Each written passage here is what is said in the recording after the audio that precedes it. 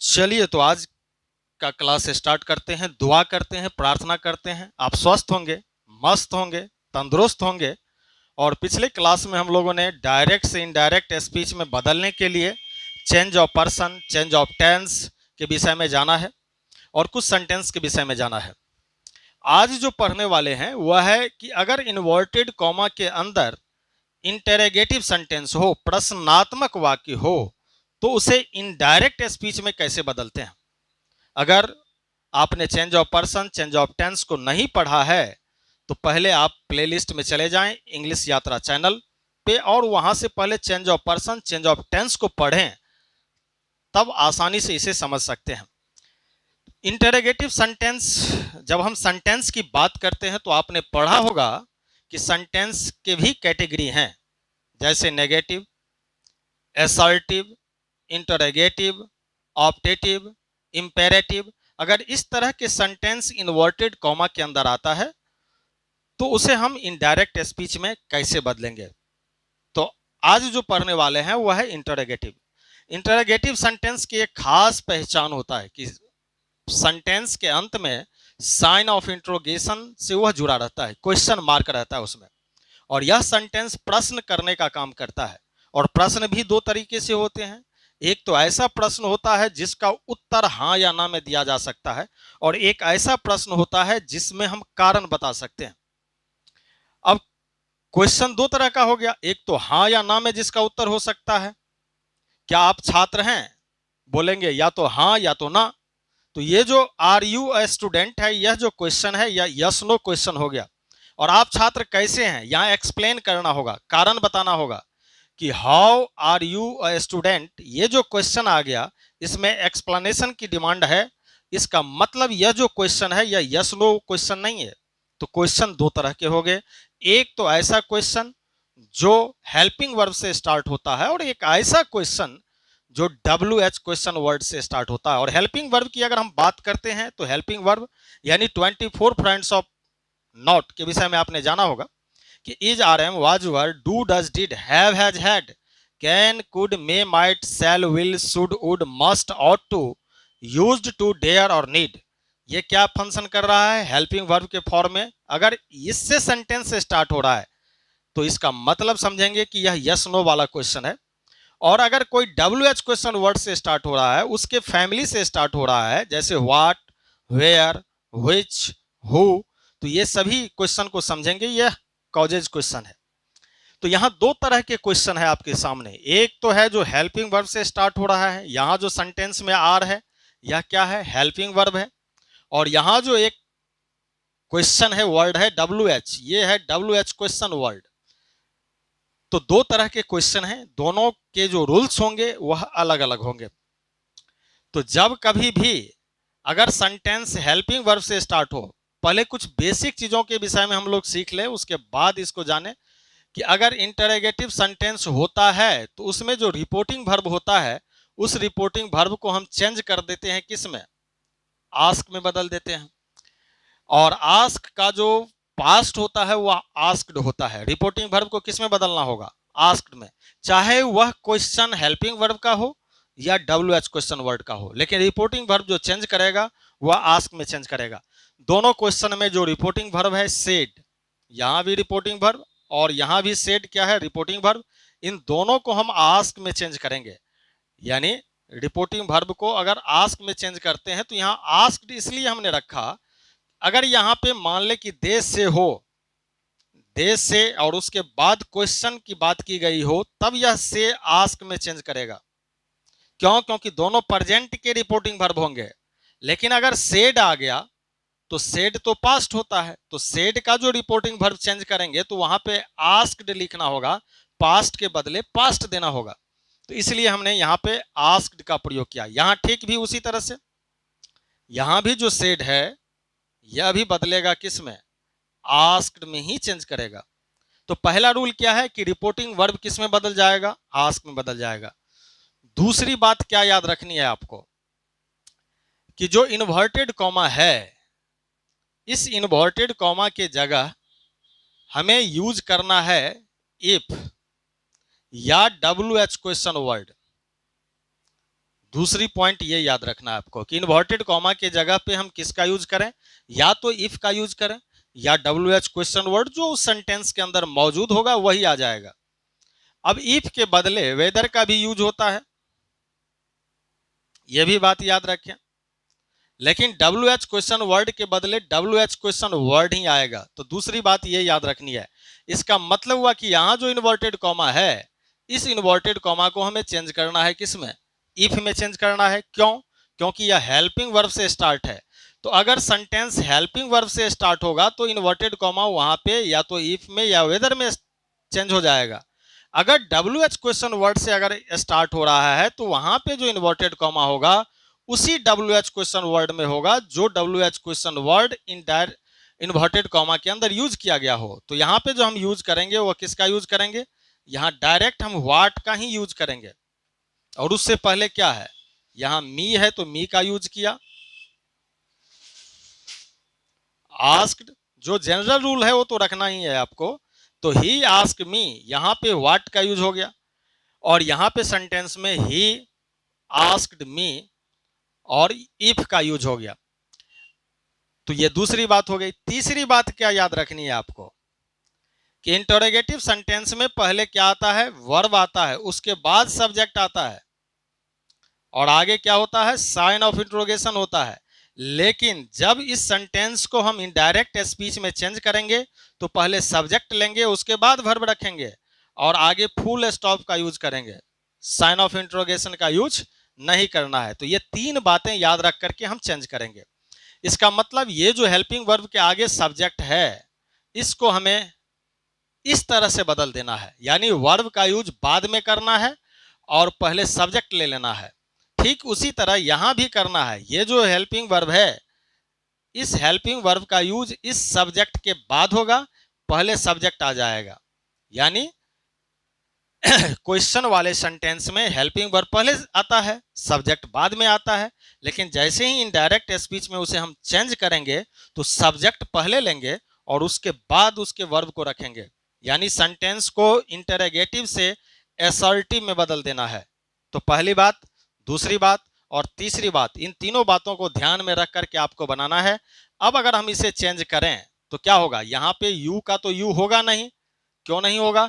क्योंकि यू जो होता है वह सेकंड पर्सन होता है और यहाँ पे यू सेकंड पर्सन सब्जेक्ट का काम कर रहा है तो नॉमिनेटिव केस में है। और सेकंड पर्सन के जगह आता क्या है, ऑब्जेक्ट, और सेंटेंस में ऑब्जेक्ट क्या है, मी। तो इस यू के जगह आ जाएगा मी और मी भी नहीं रह पाएगा क्योंकि चेंज ऑफ पर्सन में आपको हमने सिखाया था कि मी का जो नॉमिनेटिव केस होता है वह नॉमिनेटिव केस किस में होता है, आई में, क्योंकि सब्जेक्ट तभी बनेगा ना। अगर आप सब्जेक्ट के बदले में रख रहे हैं तो मी को भी सब्जेक्ट बनाकर रखना होगा, आई रखना होगा। और उसके बाद यहाँ जो आर है, अब आर का भी यूज नहीं होगा। टेंस में आपको पढ़ाए थे कि अगर रिपोर्टिंग वर्ब पास्ट में हो, यहाँ जो सेड है यह रिपोर्टिंग वर्ब किस में है, पास्ट में है। अगर यह पास्ट में है तो यहाँ का जो वर्ब होगा वो भी पास्ट हो जाएगा। और आपने पढ़ा था कि एज आर एम, इसका पास्ट क्या होता है, वाज, और वर, इसका प्रयोग करेंगे तो आई के साथ यहाँ पे हम लिखेंगे वाज और बाकी जो वर्ब है वही हो जाएगा रीडिंग। यानी प्रेजेंट कंटिन्यूअस को पास्ट कंटिन्यूअस में चेंज कर देते हैं, ये हमने पढ़ा था। तो इस तरह से बदलना है आपको। ठीक उसी तरह से दूसरे सेंटेंस को बनाइए।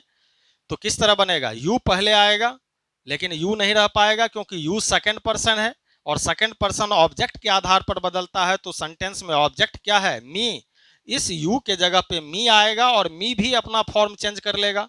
क्यों? क्योंकि यहाँ यू जो है वह सेकंड पर्सन नॉमिनेटिव केस में है तो आई क्या हो गया, मी का नॉमिनेटिव केस हो गया तो आई हो गया। फिर आर का यहाँ पे क्या रखना पड़ेगा, वाज का प्रयोग करना होगा। उसके बाद जो रीडिंग है, रीडिंग का यूज करना होगा। तो तीन बातें याद रख करके हम इस सेंटेंस को चेंज कर सकते हैं। पहली बात क्या है कि रिपोर्टिंग वर्ब अगर इन्वर्टेड कॉमा के अंदर कोई क्वेश्चन है तो रिपोर्टिंग वर्ब को हम किस में बदलें, रिपोर्टिंग वर्ब को हम आस्क में बदल दें। और अगर प्रेजेंट में रिपोर्टिंग वर्ब है तो आस्क का यूज करें, अगर सिंगुलर फॉर्म में है तो आस्क का यूज करेंगे, अगर पास्ट में है तो आस्क का जो पास्ट होता है वो आस्क्ड हो जाता है, उसमें ईडी का यूज करना होगा। पहली बात। दूसरी बात क्या करना है कि इन्वर्टेड कॉमा के जगह पे जो हम पहले दैट का यूज करते थे या टू का यूज करते थे, क्वेश्चन वाले में ये नहीं करना है। क्वेश्चन वाले में या तो इफ का यूज करना है या उसी WH क्वेश्चन वर्ड का यूज करना है जो सेंटेंस के अंदर हो। और WH क्वेश्चन वर्ड है चाहे उसमें कोई भी हो, इस WH क्वेश्चन वर्ड में सिर्फ व्हाट ही नहीं हो सकता, इसके जगह अगर हाउ है तो हाउ का यूज कर देंगे, अगर व्हेन है तो व्हेन का यूज कर देंगे, अगर व्हिच है तो व्हिच का यूज कर देंगे, वेयर है तो वेयर का यूज कर देंगे। तो जो WH क्वेश्चन वर्ड यहाँ हो उसी WH क्वेश्चन वर्ड को यहाँ यूज करना है। और उसके बाद जो इंटरोगेटिव सेंटेंस का स्ट्रक्चर है वर्ब प्लस सब्जेक्ट, तो उसको हम एसआरटी में चेंज करेंगे, यानी सब्जेक्ट प्लस वर्ब लेकर के, और साइन ऑफ इंट्रोगेशन को हटा करके फुल स्टॉप में रखेंगे। तो इस तरह से हम चेंज करेंगे। अब दिक्कत कहां होगी आपको, तो डू डज डिड वाले सेंटेंस में प्रॉब्लम क्रिएट हो सकता है। चलिए उस चीजों को भी समझ लेते हैं।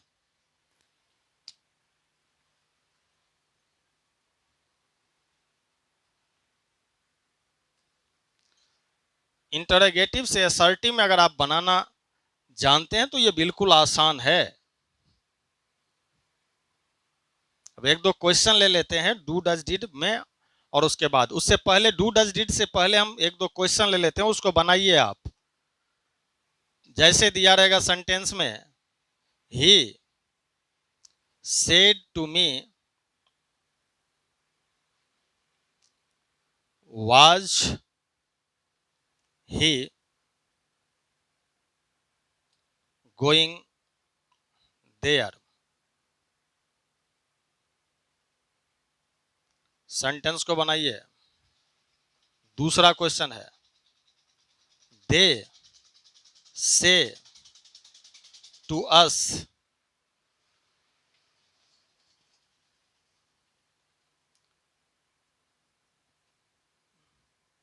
When are you coming. तीसरा question, he said to me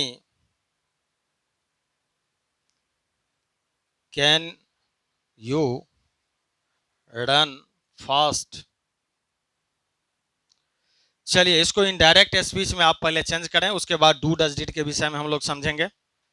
he said to मी, पहले आसान आसान चीजों को इजी स्टेप से आगे बढ़े तो समझ में आएगा। छोटे छोटे चीजों को पहले समझ लेते हैं, उसके बाद तो बड़ा अपने आप बन जाएगा ना। पहले छोटे छोटे चीजों को बनाइए, बनाइए इसको। तो क्या होगा सेंटेंस में, ही क्या है सेंटेंस का सब्जेक्ट है, सेड क्या है रिपोर्टिंग वर्ब है, मी क्या है ऑब्जेक्ट है, और जो सेंटेंस हम देख रहे हैं वाज यहाँ पे किसका काम कर रहा है, हेल्पिंग वर्ब का काम। और सेंटेंस क्या है, सेंटेंस है इंटरोगेटिव सेंटेंस। इसका मतलब क्या कि रिपोर्टिंग वर्ब को हमें चेंज करना होगा आस्क में, तो क्या बनेगा ही। और सेड के जगह हम क्या रखेंगे, यहाँ पास्ट है तो रखेंगे आस्क्ड। उसके बाद जो ऑब्जेक्ट है ऑब्जेक्ट का यूज किया। इन्वर्टेड कॉमा यहाँ किस में चेंज होगा, यहाँ पे हेल्पिंग वर्ब से स्टार्ट हो रहा है तो इफ में चेंज कर देंगे। और उसके बाद इस सेंटेंस को हम अरेंज करेंगे, यानी पहले सब्जेक्ट ले लेंगे और उसके बाद हेल्पिंग वर्ब को रखेंगे। ये बाद में जाएगा, ये पहले आ जाएगा। और ही जो होता है वह थर्ड पर्सन होता है, और थर्ड पर्सन अगर इन्वर्टेड कॉमा के अंदर है तो बदलता नहीं है, क्योंकि फर्स्ट पर्सन और सेकेंड पर्सन यही बदलता है। पर्सन में आपने सीखा है इस चीजों को, तो ही का यहाँ पे क्या रखेंगे, ही रख लेंगे। अब वाज यहाँ पे किस में चेंज हो जाएगा, क्यों, क्योंकि रिपोर्टिंग वर्ब देख रहे हैं किस में है, रिपोर्टिंग वर्ब है पास्ट में, क्योंकि सेड जो होता है वह क्या होता है पास्ट। अगर रिपोर्टिंग वर्ब पास्ट में है तो इन्वर्टेड कॉमा के अंदर का जो सेंटेंस रिपोर्टेड स्पीच है उसका टेंस बदलेगा।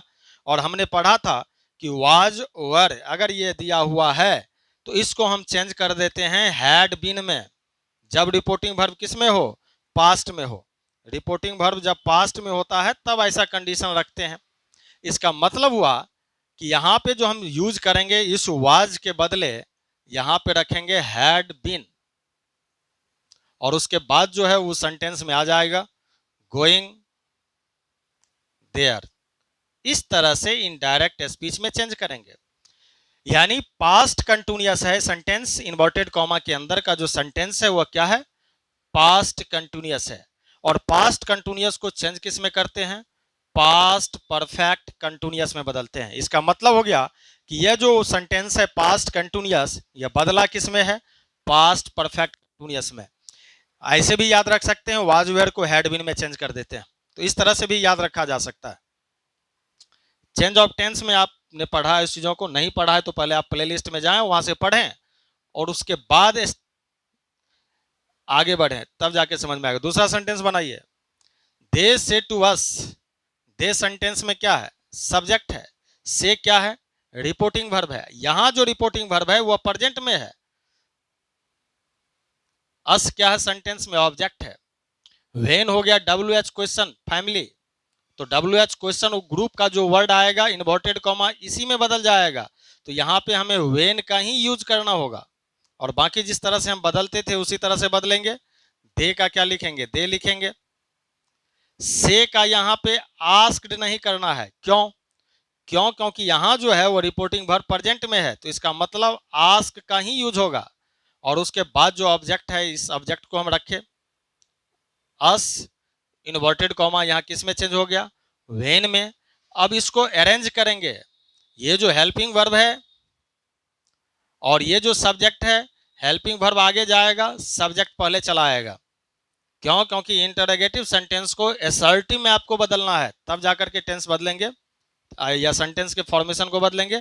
अब यहां जो यू है वह किस पर्सन में है, सेकेंड पर्सन में है, ऑब्जेक्ट के आधार पर बदलेगा।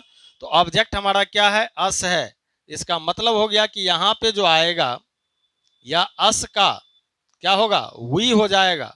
क्यों हो जाएगा वी, क्यों, क्योंकि यहां जो यू है वह सेकेंड पर्सन में सब्जेक्ट का काम कर रहा है, और सब्जेक्ट जो होता है वह नॉमिनेटिव केस का होता है, यह सेकेंड पर्सन में है। इसका मतलब सेकेंड पर्सन की जगह ऑब्जेक्ट आएगा, और ऑब्जेक्ट सेंटेंस में अस है, तो अस उठ करके चला आया कहां पे, वी। देखिए मैं प्रत्येक सेंटेंस में आपको पर्सन और टेंस भी समझा रहा हूं, अगर या तो वहां से पढ़े तो ज्यादा समझ में आएगा, या यहां भी मैं बताने की कोशिश कर रहा हूं कि सेकेंड पर्सन की जगह ऑब्जेक्ट आता है, और ऑब्जेक्ट आने के बाद दोनों का केस सेम होना चाहिए। यू है नॉमिनेटिव केस में, तो अस का जो नॉमिनेटिव केस होगा वी होगा। उसके बाद यहाँ पे इस आर का पास्ट हम नहीं रख सकते, वेयर का यूज नहीं कर सकते। क्यों नहीं कर सकते, क्योंकि रिपोर्टिंग वर्ब यहाँ पे प्रेजेंट में है। अगर रिपोर्टिंग वर्ब प्रेजेंट में है तो इन्वर्टेड कॉमा के अंदर का जो टेंस है वो चेंज नहीं करता है, तो यहाँ पे आर का हम क्या रखेंगे, वी के साथ आर का यूज होता है, आर ही रखे। और उसके बाद जो है सेंटेंस में कमिंग, तो यहाँ पे आर का यूज हो गया। तो इस तरह से आप चेंज कर सकते हैं। थर्ड नंबर का क्वेश्चन बनाए आप, ही सेंटेंस में क्या है, सब्जेक्ट है, सेड क्या हो गया, रिपोर्टिंग वर्ब हो गया, मी सेंटेंस का ऑब्जेक्ट हो गया, कैन जो है वह क्या है, मॉडल होता है, और मॉडल हेल्पिंग वर्ब ही होता है, तो यह मॉडल क्या है, हेल्पिंग वर्ब ही है। अब यह हेल्पिंग वर्ब से स्टार्ट हो रहा है, तो इसका मतलब यहां जो इन्वर्टेड कॉमा है वह किस में बदल जाएगा, इफ में चेंज हो जाएगा। बाकी रूल तो आप जानते ही हैं। तो क्या बना इसका, ही सेड का यहाँ पे क्या लिखेंगे, आस्क्ड, उसके बाद मी, इन्वर्टेड कॉमा के बदले इफ। अब इसको हम अरेंज करेंगे, सब्जेक्ट पहले आ जाएगा यू, अब यू यहाँ पे आया तो यहाँ पे ऑब्जेक्ट के आधार पर चेंज होगा, ऑब्जेक्ट मी है तो मी का जो सब्जेक्ट बनेगा वो बनेगा क्या, आई। उसके बाद कैन, कैन का जो पास्ट फॉर्म लेंगे नरेशन में वो होता है कुड। क्यों लिए कुड, कैन का कैन क्यों नहीं रखा, क्यों, क्योंकि आस्क जो है यहाँ पे रिपोर्टिंग वर्ब सेड के बदले आया हुआ, सेड क्या होता है, पास्ट में यहाँ पे यूज किया गया है, तो इसीलिए आस्क के बदले यहाँ पे किसका प्रयोग किए, कुड का। उसके बाद हमने यूज किया रन फास्ट, इस तरह से बन जाएगा, तो आई कुड रन फास्ट। चलिए नोट करें इसको। हाँ, सेड जो है सो पास्ट में भी यूज होता है, प्रेजेंट में। अगर हैज हैव के साथ जुड़ा रहेगा, बता चुके हैं ये कि हैज हैव के साथ अगर सेड है तो फिर भी टेंस चेंज नहीं होता है, क्योंकि हैज हैव के साथ अगर सेड है तो वह प्रेजेंट रिपोर्टिंग वर्ब होगा, अगर हैड के साथ सेड है तो वह पास्ट में रिपोर्टिंग वर्ब हो जाएगा। तो हैड रहने पर चेंज होता है, हैज हैव के साथ अगर सेड हो तो प्रेजेंट ही समझेंगे। ये पहले पढ़ा चुके, वहां से देख लें आप चेंज ऑफ टेंस में। चलिए नोट कर लिए। अब जो बात थी डू डज डिड वाले, उस सेंटेंस को भी हम लोग देख लें।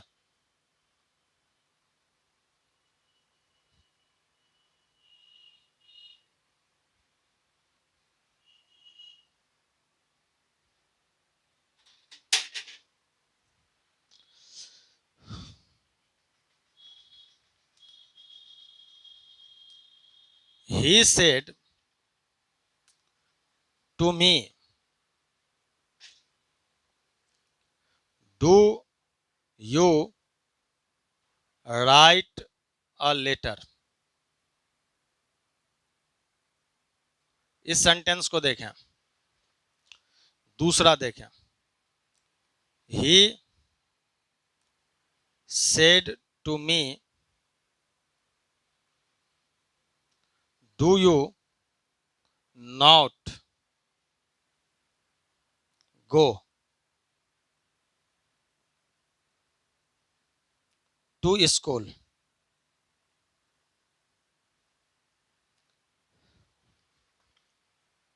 तीसरा देखें,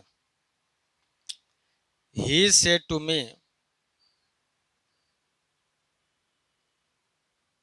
did he help you? इन तीनों सेंटेंस को देखें और बनाएं। सेंटेंस क्या है? इंटरोगेटिव का है, और सब सेंटेंस में जो स्टार्ट हो रहा है वह हेल्पिंग वर्ब है। डू यहाँ पे किसका काम कर रहा है?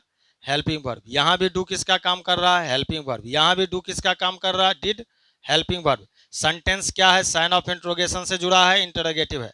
ये भी इंटरोगेटिव है, ये भी इंटरोगेटिव है, यानी प्रश्नात्मक वाक्य है।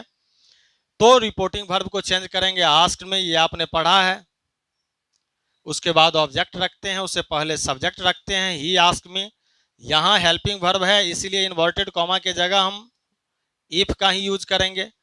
अब बताएं यहाँ क्या करना है। यू क्या है? सेंटेंस में सब्जेक्ट है।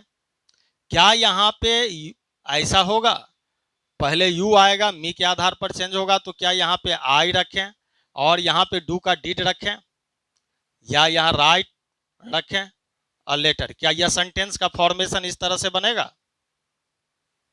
नहीं, सेंटेंस का जो इनडायरेक्ट स्पीच होगा वह इस तरह से नहीं होगा।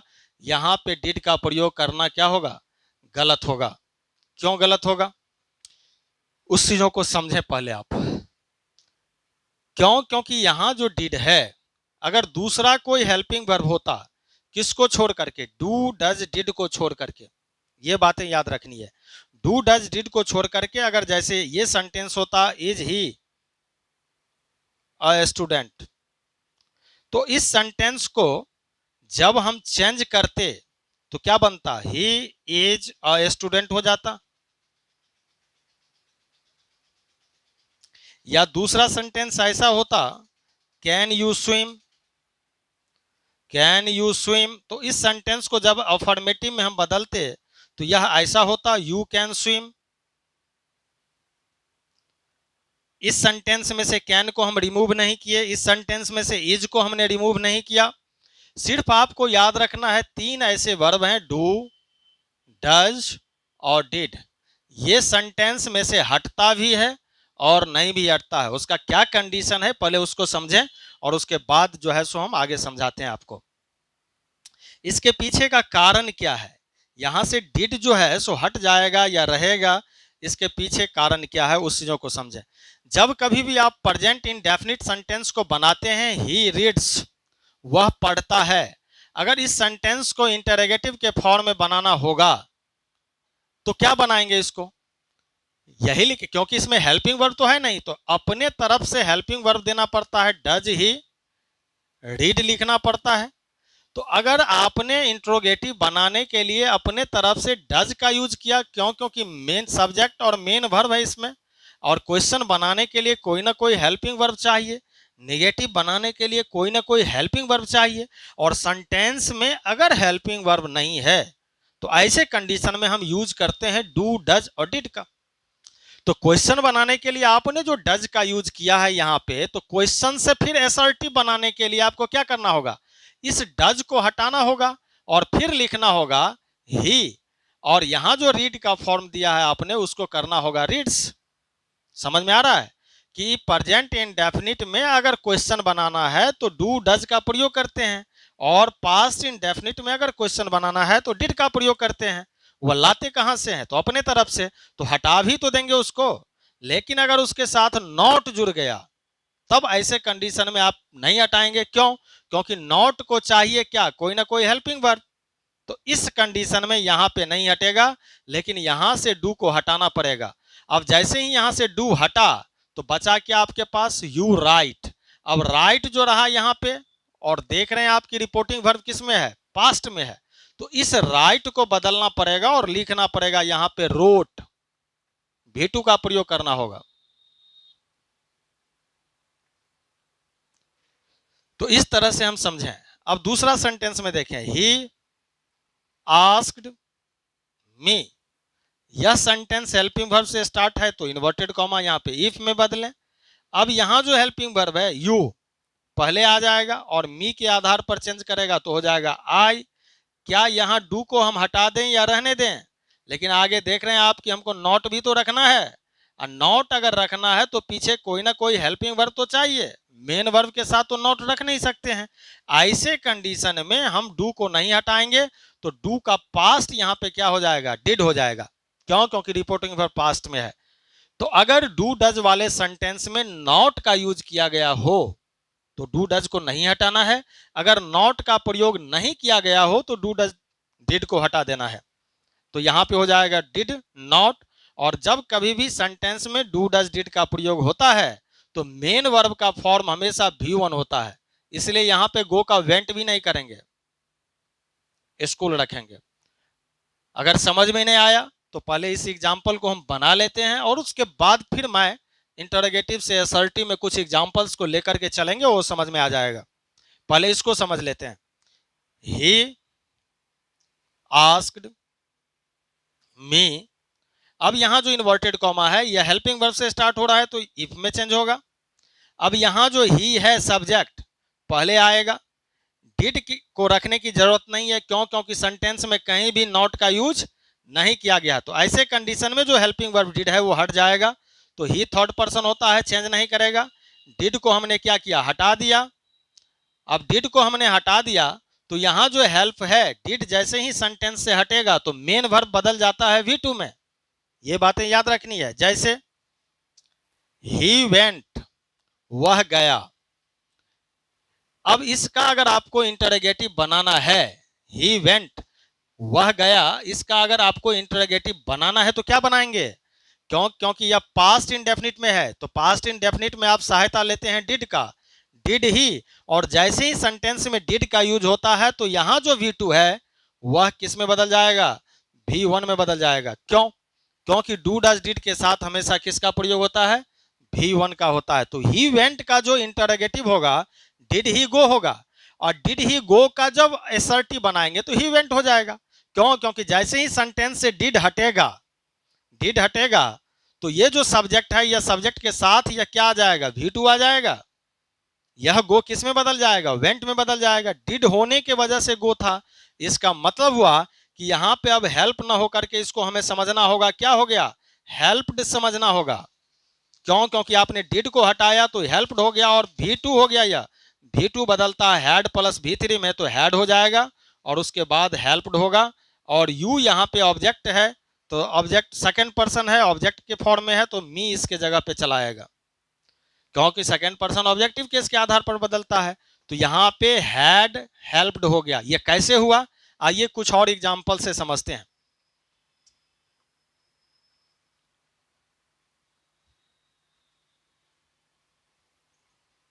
इसी को समझना है आपको, बाकी सब तो आसानी है, बाकी सब में कहीं दिक्कत नहीं है। डू डज डिड वाले सेंटेंस को आपने अगर समझ लिया तो फिर कहीं दिक्कत नहीं है। इंटरोगेटिव सेंटेंस में फिर दिक्कत थोड़ी ही होगा। बस एक दो कारण आपको खाली याद रखना है कि अगर सेंटेंस में डू हो, उसके बाद सब्जेक्ट हो, V1 हो, आगे साइन ऑफ इंट्रोगेशन हो, तो यह है इंटरोगेटिव। इसको जब आप अफर्मेटिव में चेंज करेंगे, अफर्मेटिव में, तो यह बन जाएगा सब्जेक्ट प्लस V1 आगे जो हो। इस तरह से हम इसको बदल देंगे। दूसरी बात याद रखना है कि अगर सेंटेंस में डज हो, डज के साथ सब्जेक्ट हो, सब्जेक्ट के आगे V1 हो, आगे साइन ऑफ इंट्रोगेशन हो, तो इसको जब आप अफर्मेटिव में चेंज करेंगे तो सब्जेक्ट ले लेना है और सब्जेक्ट के बाद आपको क्या करना है, V1 में SES जोड़ना है। क्यों, क्योंकि डज सिंगुलर सब्जेक्ट के साथ आता है। तीसरी बात अगर डिड हो सेंटेंस में सब्जेक्ट के साथ पहले और उसके बाद क्या हो, V1 हो, आगे साइन ऑफ इंट्रोगेशन हो, उसको अगर अफर्मेटिव में आपको चेंज करना है तो आप पहले सब्जेक्ट ले लेंगे, सब्जेक्ट के बाद डिड को हटाएंगे और V2 में रखेंगे, डिड हटेगा V2 में आ जाएगा। ये तीन कंडीशन है जिसमें से डू डज डिड हट जाएगा। फिर तीन कंडीशन हम लिख रहे हैं जिसमें से डू डज डिड नहीं हटेगा। कैसे कैसे कंडीशन होगा? पहला कंडीशन, अगर डू हो प्लस सेंटेंस में सब्जेक्ट और उसके बाद नॉट हो, आगे उसके बाद V1 हो, तो इसको जब आप अफर्मेटिव में चेंज करेंगे तो सब्जेक्ट रखेंगे, सब्जेक्ट के आगे डू रखेंगे, डू के साथ नॉट रखेंगे, नॉट के बाद V1 रखेंगे, तब उसको इनडायरेक्ट स्पीच में आप चेंज करेंगे। पहले इन्वर्टेड कॉमा के अंदर वाले सेंटेंस को अफर्मेटिव में बदल लेंगे और उसके बाद उसके टेंस को चेंज करेंगे।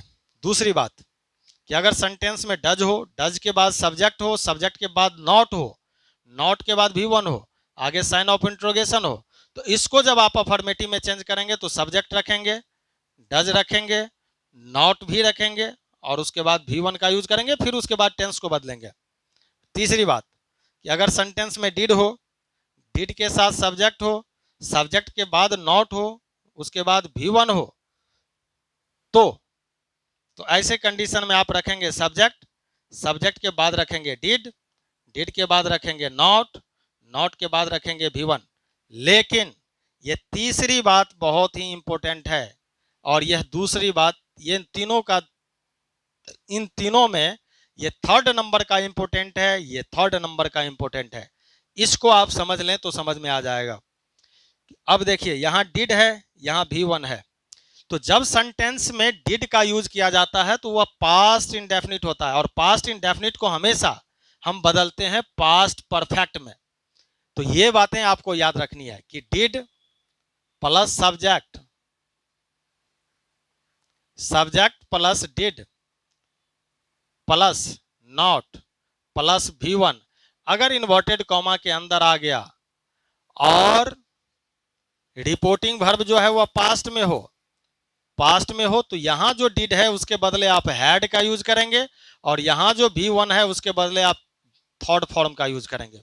बस यही याद रखना है। और जब इन्वर्टेड कॉमा के अंदर ये सेंटेंस हो तो आपको तो पता ही है कि V2 बदलता है किस में, हैड प्लस V3 में चेंज कर जाता है। अगर रिपोर्टिंग वर्ब पास्ट में है तो डू डज को किस में बदल देते हैं, डिड में बदल देते हैं। ये पॉइंट आप नोट कर लें और उसके बाद इस पे आधारित एग्जांपल्स को देखें। तो मोटा मोटी अगर बात समझने की कोशिश करते हैं तो डू डज डिड सेंटेंस से कब नहीं हटता है, जब उस सेंटेंस में नॉट का यूज किया गया रहता है। तो डू डज का जो पास्ट होता है वह डिड होता है और डिड अगर इनडायरेक्ट स्पीच में है, डायरेक्ट में है, और उस डिड को इनडायरेक्ट में अगर हमें चेंज करना है, रिपोर्टिंग वर्ब पास्ट में हो तब वह हैड में चेंज हो जाएगा और उसके साथ जो मेन वर्ब होगा वह V3 में बदल जाएगा। चलिए बनाते हैं इस पे आधारित कुछ एग्जांपल्स को।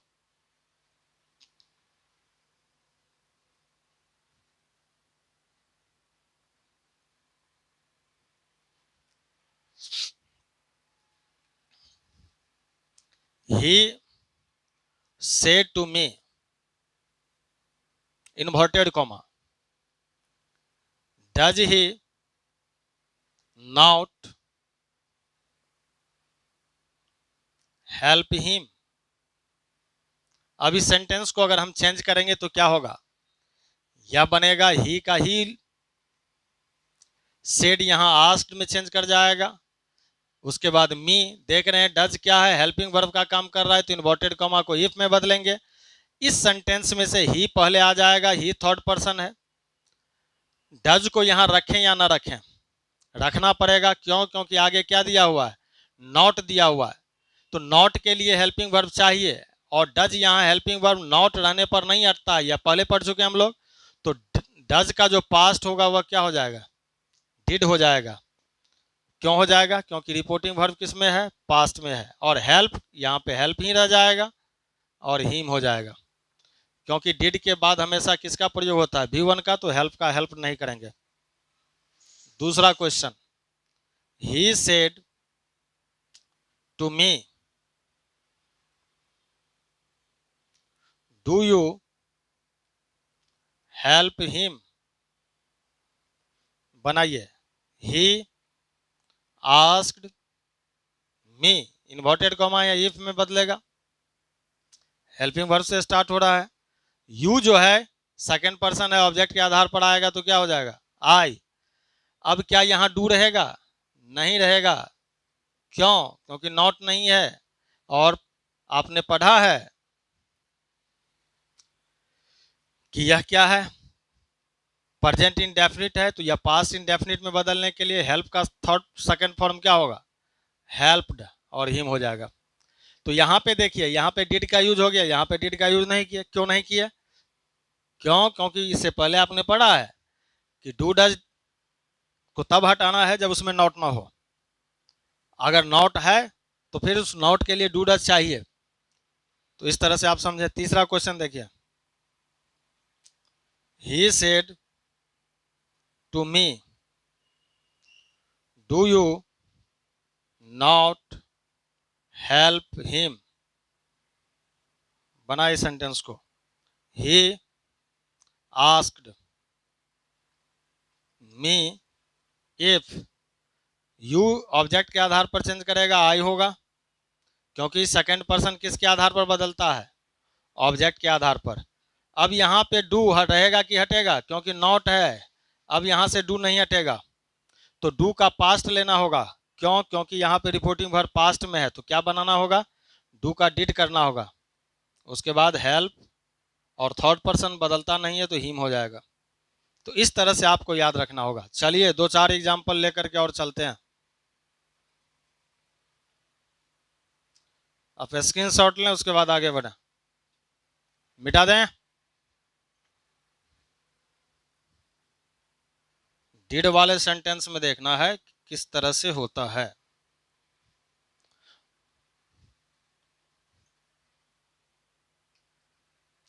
ही said to me, did you complete your work, बनाइए सेंटेंस को, क्या बनेगा, he asked me, inverted comma को इफ में। अब यहाँ पे देखें आप कि सेंटेंस में डिड है, यू सब्जेक्ट है, पहले अरेंज कर लेना है, आगे ये पीछे होगा, यू ऑब्जेक्ट के आधार पर बदलेगा, आई, उसके बाद यहाँ डिड रहेगा या हटेगा, तो यहाँ डिड जो है सो नहीं रहेगा, क्यों नहीं रहेगा, नॉट नहीं है ना, तो डिड का यूज यहाँ पे हम कर नहीं सकते हैं। अब यहाँ अगर हम डिड नहीं कर सकते हैं तो यू कंप्लीट भी नहीं लिख सकते हैं, क्यों, क्योंकि यू कंप्लीट तब होता जब यह प्रेजेंट में होता, और डिड हटा तो इस सेंटेंस को पास्ट में ले जाना होगा, यानी पास्ट इंडेफिनिट करना होगा। तो इसका मतलब यहाँ हमें समझना होगा कि डिड हटाने के वजह से ये जो कंप्लीट लिखा हुआ है यह कंप्लीटेड हो गया अब, क्योंकि डिड था तभी भी वन होता है, लेकिन डिड हटा तो वह V2 में चेंज हो जाएगा, यानी सब्जेक्ट में did plus subject plus V1। अगर डिड को हम हटाते हैं तो इसका मतलब सब्जेक्ट प्लस V2, डिड होने के वजह से V1 आता है, ये बात याद रखना है। और डिड जैसे ही हटेगा तो यह V1 किस में बदल जाएगा, V2 में बदल जाएगा, क्यों, क्योंकि यह पास्ट इंडेफिनिट को पास्ट इंडेफिनिट में ही रखना होगा। तो पास्ट इंडेफिनिट में हमने इसको रखा, अब यह पास्ट इंडेफिनिट किस में चेंज हो जाएगा, पास्ट परफेक्ट में, क्योंकि आपने पढ़ा है कि V2 को जब हम चेंज करते हैं इनडायरेक्ट स्पीच में तो हैड प्लस V3 लिखते हैं, यानी पास्ट इंडेफिनिट को पास्ट परफेक्ट में चेंज कर देते हैं। तो यहाँ जो कंप्लीट है अब यह बदल जाएगा हैड कंप्लीटेड, और उसके बाद योर सेकंड पर्सन है, पॉजिटिव एडजेक्टिव के फॉर्म में है, तो इसके जगह पे ऑब्जेक्ट आएगा, और ऑब्जेक्ट सेंटेंस में क्या है, मी है, और केस बदल देंगे तो मी का पॉजिटिव एडजेक्टिव माई होता है, और उसके बाद वर्क नॉन है तो नॉन को ने रख दिया। तो क्या बना इसका, he ask me if I had completed my work. इस तरह से आपको बदलना होगा। ठीक उसी तरह से देखिए दूसरा example, he said to me did you not complete your work. अब इसको आप खुद बनाएं। क्या चेंज होगा? He asked me, inverted comma के जगह यहाँ इफ आ जाएगा क्योंकि WH क्वेश्चन नहीं है इसमें। अब बताइए, यू सब्जेक्ट है, सब्जेक्ट पहले आएगा और सेकेंड पर्सन का है, तो सेकेंड पर्सन नॉमिनेटिव केस में है, इसके जगह क्या आता है? सेकेंड पर्सन के जगह ऑब्जेक्ट आता है, तो ऑब्जेक्ट आ गया और ऑब्जेक्ट अपना केस बदलेगा सब्जेक्ट बनाने के लिए, आई हो जाएगा यहाँ पे। अब यहाँ से डिड को और नॉट को, कंप्लीटेड को, बताइए क्या करना होगा? क्या यहाँ डिड नॉट कंप्लीटेड लिखें? क्यों? क्योंकि सेंटेंस किस में है? पास्ट परफेक्ट में है। तो कुछ देर पहले हम लोगों ने पढ़ा था कि अगर हम इसको अरेंज करते हैं तो अरेंज करने का मतलब क्या कि इसमें से तो डिड हटेगा नहीं, तो डिड हटेगा नहीं तो इस सेंटेंस का अरेंजमेंट तो ऐसा होगा ना, यू डिड नॉट कंप्लीट, उसके आगे जो भी है ये ऐसा हो जाएगा, ये you did not complete your work, ये अरेंज हो गया।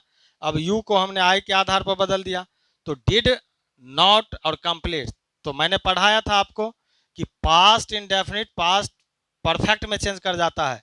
इसका मतलब यहां भी हमें इस डिड को किस में बदलना होगा? हैड में, नॉट में, और इस V1 को बदलना होगा V3 में, कंप्लीटेड, तब यह पास्ट परफेक्ट बनेगा। ये पास्ट परफेक्ट तब बना, समझ में आया? ये जो सेंटेंस है वो पास्ट इंडेफिनिट का है, और रूल क्या कह रहा है कि पास्ट इंडेफिनिट बदलता है पास्ट परफेक्ट में। यानी या तो आप ऐसा याद रख लें कि डिड को अगर इनडायरेक्ट स्पीच में चेंज करना है तो हैड का प्रयोग कर लें, अगर वो हेल्पिंग वर्ब के रूप में काम कर रहा है तो नहीं, अगर मेन वर्ब खुद है तो ये टेंस में हम बता चुके हैं कि वो हैड प्लस V3 में खुद बदलेगा, यानी हैड डन में बदल जाएगा, लेकिन यहाँ हेल्पिंग वर्ब और उसके बाद क्या होगा? कंप्लीटेड योर ऑब्जेक्ट के आधार पर, तो यहाँ पे हो जाएगा माय वर्क। तो इस तरह से हम चेंज करेंगे इसको। तो डू डज डिड वाले में भी सिर्फ आपको याद रखनी है, उसके बाद तो बिल्कुल आसान ही है। चलिए कुछ क्वेश्चंस हम ले लेते हैं, कुछ क्वेश्चन सोल्व करके आपको दिखा देते हैं, बस आप इसको प्रैक्टिस करते रहें, समझ में आ जाएगा, कोई भारी चीज नहीं है। नहीं समझ में आया कमेंट में करें, फिर मैं बताऊं इसको, और आप चेंज ऑफ टेंस में जाकर के पढ़ें और टेंस टॉपिक जाकर के पढ़ें तो डू डज डिड के विषय में आसानी से समझ सकते हैं। चलिए इस क्वेश्चन को सोल्व करते हैं। He said to me what is your name, sentence में ही सब्जेक्ट है, आ जाएगा पहले ही, सेड के जगह हम चेंज करेंगे आस्क्ड में, क्यों? क्योंकि इन्वर्टेड कॉमा के अंदर जो सेंटेंस है वह इंटरोगेटिव का है। उसके बाद हम यूज करेंगे मी, इन्वर्टेड कॉमा, और यहाँ जो व्हाट है यहाँ इफ का प्रयोग न हो करके व्हाट का ही यूज हो जाएगा। और इस सेंटेंस को हम अरेंज करेंगे, अरेंज का मतलब क्या हुआ कि योर पहले आएगा, इज बाद में जाएगा, तो यहाँ जो योर है वो सेकेंड पर्सन है, ऑब्जेक्ट के आधार पर चेंज करेगा तो माई हो जाएगा, और यहाँ पे इज का क्या हो जाएगा? लेकिन योर के साथ देखिए नेम जुड़ा हुआ है, क्योंकि पॉजेसिव एडजेक्टिव के साथ अगर नेम है तो ये दोनों साथ में आ जाएगा, क्योंकि पॉजेसिव एडजेक्टिव अकेला होता नहीं है, उसके साथ नाउन की आवश्यकता होती है। डायरेक्ट आप योर नहीं बोल सकते हैं, माई नहीं बोल सकते हैं, माई के साथ कोई ना कोई नाउन लेना होगा, माई पेन कहना होगा, माई बुक कहना होगा, माई साइकिल कहना होगा, माई बाइक कहना होगा, कोई ना कोई नाउन रखना होगा। ठीक उसी तरह से योर के साथ तो पॉजेसिव डिटर्मिनर अपने साथ नाउन लेकर के चलता है, वह बिना नाउन का नहीं होता, और पॉजेसिव प्रोनाउन के साथ नाउन नहीं होता। तो यहाँ पे यह पॉजेसिव डिटर्मिनर है, तो माई के साथ नेम भी साथ में ही चला आएगा, और उसके बाद जो है सो इस इज का यूज होगा, तो यहाँ पे इज बदल जाएगा किस में? पास्ट में। क्यों? क्योंकि रिपोर्टिंग वर्ब किस में है? रिपोर्टिंग वर्ब पास्ट में है, तो माई नेम वाज हो जाएगा। ठीक उसी तरह से दूसरा क्वेश्चन को सोल्व करना है। आई, यहाँ रिपोर्टिंग वर्ब पास्ट में है तो आस्क्ड, उसके बाद माई फ्रेंड्स, इन्वर्टेड कॉमा, इसी WH क्वेश्चन में बदलेगा। क्यों? क्योंकि अगर हेल्पिंग वर्ब से स्टार्ट होता तो इफ में रखते, तो यहाँ पे व्हाई का ही यूज करना होगा। उसके बाद देखिए इस सेंटेंस में डिड का यूज किया गया है, तो यह यू पहले आएगा और डिड नॉट बाद में चला जाएगा। यू बदलेगा किसके आधार पर? ऑब्जेक्ट के आधार पर। और सेंटेंस में ऑब्जेक्ट क्या है? My friends. माय फ्रेंड्स का अपना कोई केस नहीं होता, यह प्लुरल फॉर्म में है। और प्लुरल फॉर्म में जब सब्जेक्ट का यूज करना होता है तो आपको पता है कि प्लुरल फॉर्म के लिए हम यूज करते हैं किसका? दे का, क्योंकि दे का केस होता है, माय फ्रेंड्स का तो कोई केस नहीं होगा, तो दे चला आया। अब दे नॉमिनेटिव केस में रखे इसको, क्योंकि यहां भी यह नॉमिनेटिव केस में है, सेकंड पर्सन का है, तो सेकंड पर्सन ऑब्जेक्ट के आधार पर बदला। ऑब्जेक्ट है माय फ्रेंड्स, माय फ्रेंड्स का केस नहीं होता तो दे हमने रखा। अब यहां डिड नॉट, आपको पढ़ाए थे कि डिड के बदले हम किसका यूज करें? हैड का। और उसके आगे जो V1 होगा, इस V1 का थर्ड फॉर्म हमें लिखना होगा, तो हैड के साथ थर्ड फॉर्म आ जाएगा। इसके पीछे का कारण भी आपको हमने बताया था कि यह पास्ट इंडेफिनिट होता है और पास्ट इंडेफिनिट को पास्ट परफेक्ट में बदलते हैं। इसका मतलब यहाँ पे यूज करना होगा हैड नॉट, एपियर का थर्ड फॉर्म हो जाएगा एपियर्ड, और उसके बाद एट द एग्जामिनेशन आ जाएगा, तो एट द एग्जामिनेशन हम लिख देंगे। इस तरह से हम इसे बदल देंगे। नेक्स्ट क्वेश्चन देखें, बनाएं। मोहन से टू मी, तो हो जाएगा मोहन आस्क्ड मी। यहां जो है HOW या WH क्वेश्चन वर्ड है, इसी में रह जाएगा, तो यहां पे हम यूज करेंगे हाउ। उसके बाद देखिए सब्जेक्ट सेंटेंस में यू है, यू पहले आएगा, वर्ड का यूज बाद में जाएगा। यू बदलेगा ऑब्जेक्ट के आधार पर, तो मी है। क्यों? क्योंकि यू सेकंड पर्सन है और सेकंड पर्सन ऑब्जेक्ट के आधार पर बदलता है, और ऑब्जेक्ट जो है यहाँ मी, तो मी न रख करके हमें उसको सब्जेक्ट बना के रखना होगा। क्यों? क्योंकि यू भी सब्जेक्ट में है, तो आई हो गया। अब वेयर, यहाँ रिपोर्टिंग वर्ब पास्ट में है, तो वाज वेयर को हमने सीखा है हैड बीन में चेंज करना, तो यहाँ पे लिखेंगे हैड बीन, और बाकी जो है वही लिख देना है प्रीपेयरिंग फॉर द एग्जामिनेशन। तो इस तरह से यह बदल जाएगा। यह पास्ट कंटिन्यूअस में था, तो इसको हम पास्ट परफेक्ट कंटिन्यूअस में चेंज कर दिए। अगला सेंटेंस देखिए, he said how much money can you give me for the service I have done you. बताइए इसका क्या बनेगा। तब तक हम इंक डाल लेते हैं, आप बनाएं इसको।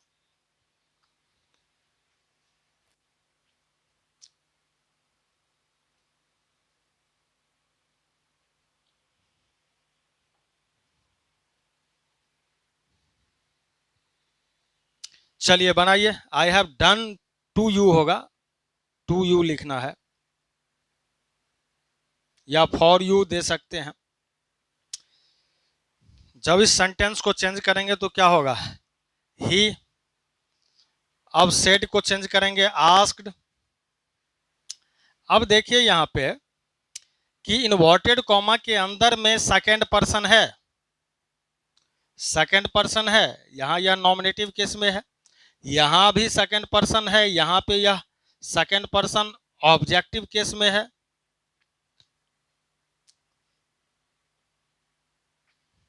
तो आपने पढ़ा होगा कि अगर इन्वर्टेड कॉमा के अंदर सेकंड पर्सन है और रिपोर्टिंग वर्ब के साथ ऑब्जेक्ट नहीं है, तो कोई ना कोई तो ऑब्जेक्ट देना होता है, तब जाकर के पर्सन को बदलेंगे। तो यहाँ कोई ऑब्जेक्ट अपने तरफ से रखिए। अब यहाँ पे मान लीजिए हम रख दें टू मी, तो यहीं पे आ जाएगा, मी आ जाएगा। या मी कहाँ से लाए हैं? तो अपने तरफ से ऑब्जेक्ट रखे हैं। क्यों रखे हैं? क्योंकि यू बदलेगा तो किसके आधार पर बदलेगा? जब तक ऑब्जेक्ट नहीं रहेगा तब तक बदलेगा नहीं। इसका मतलब कि इन्वर्टेड कॉमा के अंदर अगर सेकंड पर्सन है तो अपने तरफ से कोई ना कोई ऑब्जेक्ट देना होगा, तब जाकर के उसके फॉर्म को हम चेंज कर सकते हैं। तो यहां हमने रखा मी, आप यहां समझ लें कि हमने टू मी रखा है अपने तरफ से। अब देखिए ये इन्वर्टेड कॉमा इसी WH क्वेश्चन वर्ड में बदल जाएगा, और हाउ के साथ मच लिखा हुआ है तो मच रखेंगे, हाउ मच। उसके बाद मनी है तो मनी का यूज करेंगे। चलिए यहां से हम इसके आगे यहां से बनाना शुरू करते हैं। उसके बाद देखिए कैन आगे जाएगा, यू पहले आ जाएगा, तो यू बदलेगा ऑब्जेक्ट के आधार पर। ऑब्जेक्ट आपने मी रखा है तो यहाँ पे क्या हो जाएगा? आई। कैन का पास्ट यहाँ लेना होगा तो रखेंगे क्या? कुड। उसके बाद गिव है, मॉडल के साथ हमेशा V1 ही आता है, तो गिव का गेव मत कर देना। मी क्या है, ऑब्जेक्ट है, कौन सा पर्सन है, या फर्स्ट पर्सन है, किस केस में है, ऑब्जेक्टिव केस में है, क्योंकि वर्ब के आगे है, तो वर्ब के आगे मी है, तो यहाँ सब्जेक्ट के आधार पर बदलेगा, और सब्जेक्ट सेंटेंस में क्या है, ही है, तो यहाँ पे मी के बदले हमें रखना होगा हिम। हिम भी आ गया ऑब्जेक्टिव केस में, फर्स्ट पर्सन के जगह सब्जेक्ट आता है, सेकंड पर्सन के जगह ऑब्जेक्ट आता है, ये तो आपने पढ़ा ही होगा। और उसके बाद केस बदल देते हैं, उसके बाद फॉर है तो फॉर का यूज किया, द सर्विस है द सर्विस का यूज किया।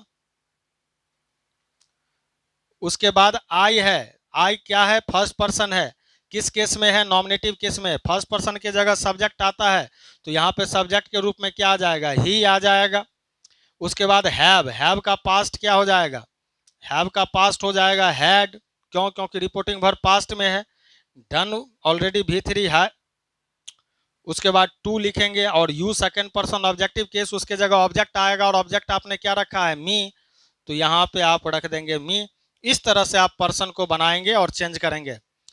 चलिए आप इसे नोट करें, पढ़ते रहें, समझते रहें, और जहां कहीं भी दिक्कत हो कमेंट करते रहें।